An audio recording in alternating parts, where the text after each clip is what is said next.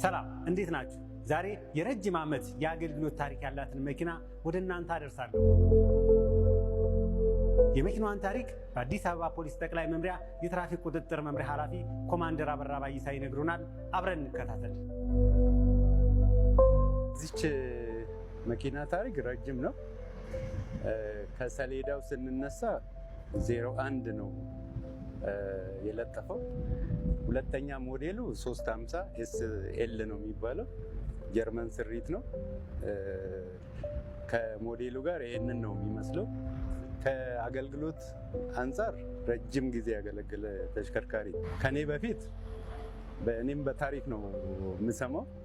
ይህ መኪና ወደ ተቋማችን የገባው 60ዎቹ መጨረሻ አካባቢ የሚባል ሰምቻለሁ። እኔ ደግሞ ከ1987 ጀምሬ በደንብ ነው የማውቀው ማለት ነው። እንግዲህ ይህንን መኪና የምንጠቀምበት አገልግሎት ትልቁና ዋናው የተለያየ የአጀብ ስራዎችን በተለይ በዋናነት በፊትም ጀምሮ የኤዩ ሰሚት ሁሌ እኛ ጋ ነው የሚደረገው። በየአመቱ የ6 ወሩም አንዳንዴ የሚደረግበት ሁኔታ አለ። ለእነኚህ አገልግሎት ይውላል። ሁለተኛ ደግሞ መሪዎች፣ የተለያየ ሀገር መሪዎች ሲመጡ ወደ ሀገራችን ሲመጡ በዚች መኪና ነው አቀባበል የምናደርገው።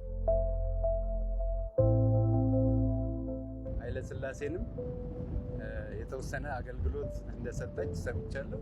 ከዛ በኋላ በደርግ ጊዜ ሙሉ ጊዜው ማለት ደርግ ስልጣን ላይ እስከነበረበት ጊዜ ድረስ አገልግሎት ሰጥቷል። በኢህአዴግ ጊዜም አገልግሎት ሰጥቷል ማለት ነው። አሁንም አለ። አሁን ብዙ ጊዜ አንጠቀምም፣ ያው ወቅቱን የዋጀ መኪናዎች ስላሉ። ይህንን መኪና ልዩ የሚያደርገው እንግዲህ ረጅም ዓመት ነው ብያለሁ። ቢያንስ እንግዲህ ወደ 40ዎቹም የሚጠጋ እድሜ ይኖረዋል ብዬ አስባለሁ ሲደመር። በዚህ ጊዜ ውስጥ የሄደው ኪሎ ሜትር 24726 አካባቢ። ይህ መኪና ራሳቸው ጀርመኖች መንገድ ላይ አይቶ እጀባ ላይ አይቶ በዘመናዊ መኪና እንቀይርላቸው የሚል ጥያቄ ሁሉ ያቀረቡበት ጊዜ አስታውሳለሁ ማለት ነው። ብዙ ሰው ማለት ነው እጀባውን ጨርሰን ወደ ቢሮ በምንመለስበት ጊዜ ብዙ ጥያቄዎች አሉ። አንዴ ቆም በሉና ፎቶ እንነሳ፣ ፎቶ እናንሳ የሚል ጥያቄዎች አሉ። ያው እምቢ አትልም። አንዳንዴ ሰሌዳውን ሸፍነን ፎቶ የሚነሱበት፣ በተለይ ለትልልቅ ሰዎች ታሪኩን ለሚያውቁ ሰዎች ፍቃድ እየሰጠን እየተነሱ ነው።